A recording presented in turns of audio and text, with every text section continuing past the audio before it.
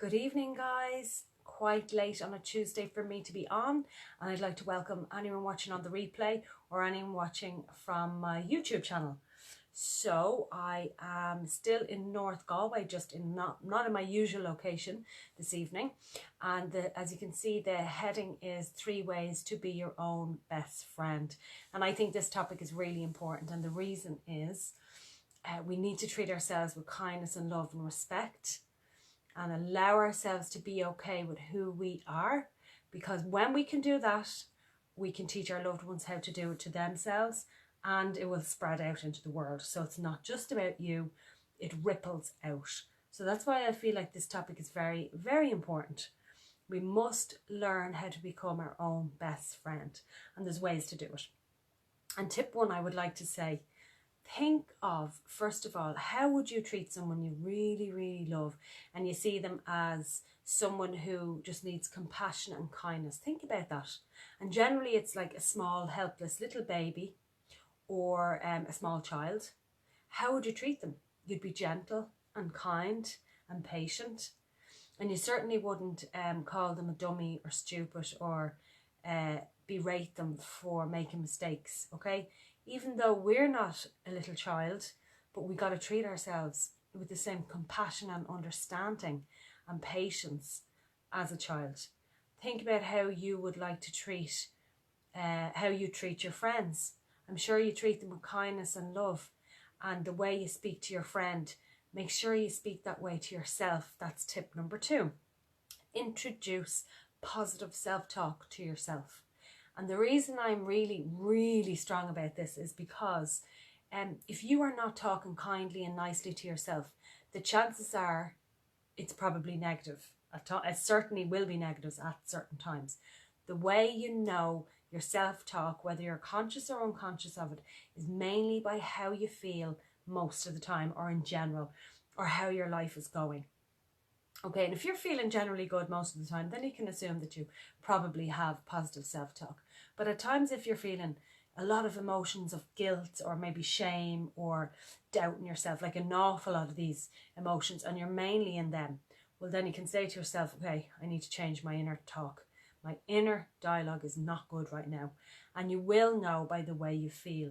As I said, in general, we're not always 100% of the time going to be feeling really good all the time. That's just not practical. It's not reality.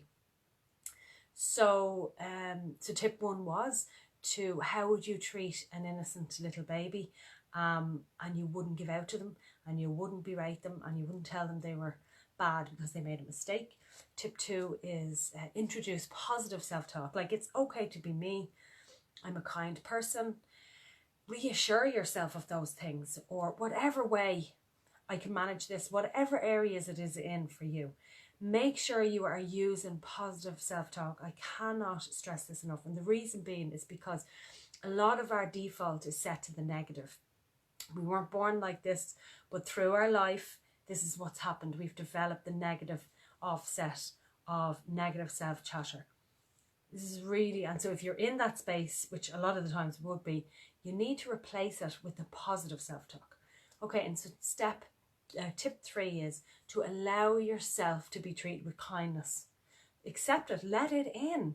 You say, okay, I'm going to let it in.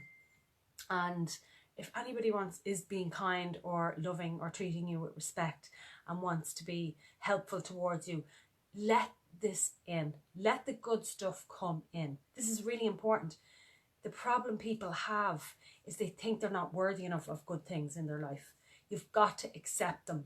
I let in the good stuff into my life. I let it in. And don't be feeling guilty or bad about the fact that you are receiving gifts.